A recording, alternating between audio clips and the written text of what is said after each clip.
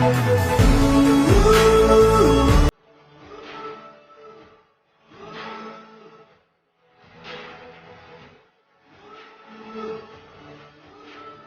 here today in Murree, Pakistan, at the inauguration of a centre of excellence for orphans from around Pakistan. These are the best orphans of talent.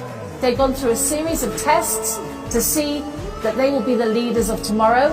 And this foundation here, this organisation, this massive centre of excellence in education where they will live for the next 6 years is going to make Pakistan and the Ummah great again, if Allah wills, inshallah.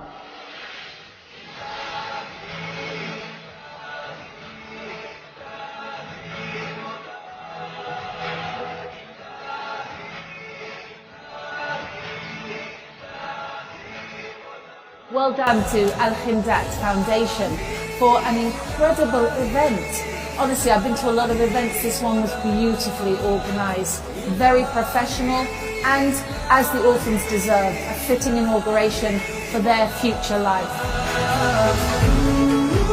I support this venture and I appeal to you, brothers and sisters, to do the same. Keep giving. This is the start, not the end. We have 70 orphans at the moment. Let's make it 700, inshallah.